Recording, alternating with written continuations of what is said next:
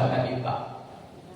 Pada bulan Rajab tahun kelima kenabian berangkat lebih kurang 16 orang di bawah pimpinan Amir Musafir, itu sahabat Nabi minantu Rasulullah, gelarnya Zu Nurain. Zu artinya memiliki, Nurain dua cahaya. Itulah minantu Rasulullah bernama Utsman bin Affan radhiyallahu an.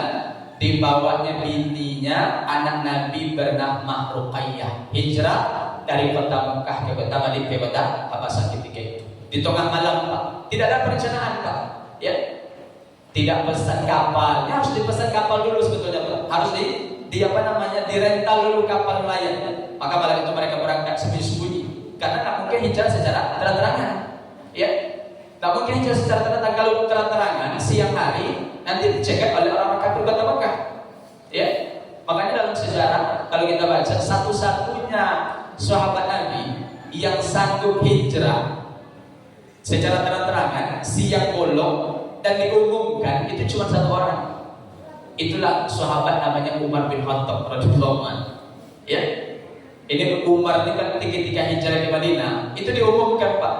Disiapkan makanan bekalnya, siapkan busur panahnya, disiapkan pedangnya. Setelah itu dia berangkat ke Ka'bah, dia tawaf.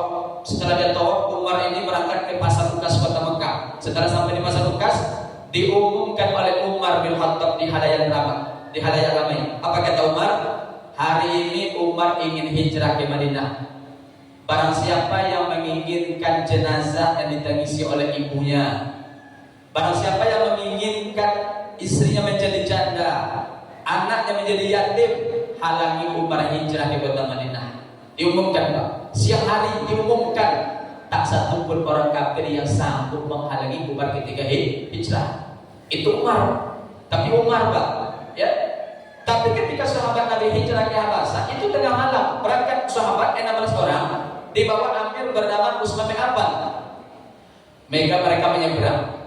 Akhirnya singkat cerita sampailah mereka negeri Habasah, hidup tenang, ya damai, tidak ada yang mengganggu.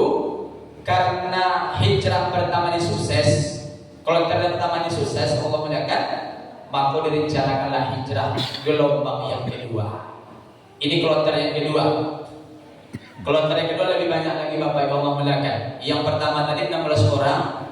Kloter yang kedua ini jumlahnya sebanyak 83 orang yang berangkat ke negeri Habasah. Ini kloter yang kedua. Sampai mereka di negeri Habasah, hidup damai, tenang, tidak ada dizalimi. Akhirnya disitulah orang-orang Quraisy kota Mekah mereka kecolongan Pak. Rupanya masih bola hijrah ke Habasah tengah malam. Ya, lalu mereka buat makar lah. Mereka musyawarah. Apa musyawarah mereka? Mereka merencanakan bagaimana cara mengembalikan kaum muslimin ke kota Mekah. Ya. Lalu kemudian mereka sepakatilah, diutuslah 2 orang Pak, 2 orang laki-laki untuk melakukan mediasi dengan Najasyi agar Najasyi mengembalikan kaum muslimin ke kota Mekah. Diutus 2 orang laki-laki. Pertama namanya Amr bin As. Jadi ketika itu Amr bin As masih kafir, ya, tapi nanti tidak masuk Islam ya, Amr bin As. Ini menjadi panglima perang Rasulullah Pak.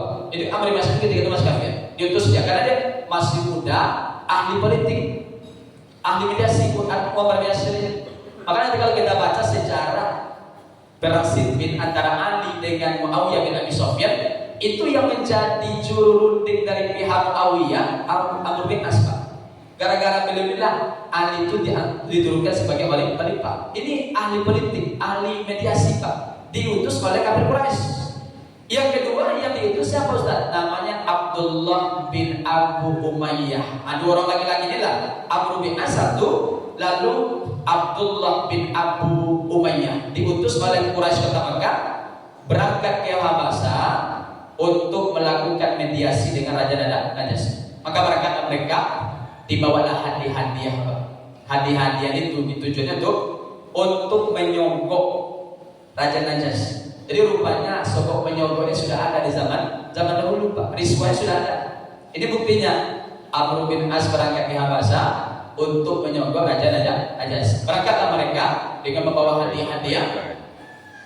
Lalu ketika mereka sampai di Habasa, ternyata orang yang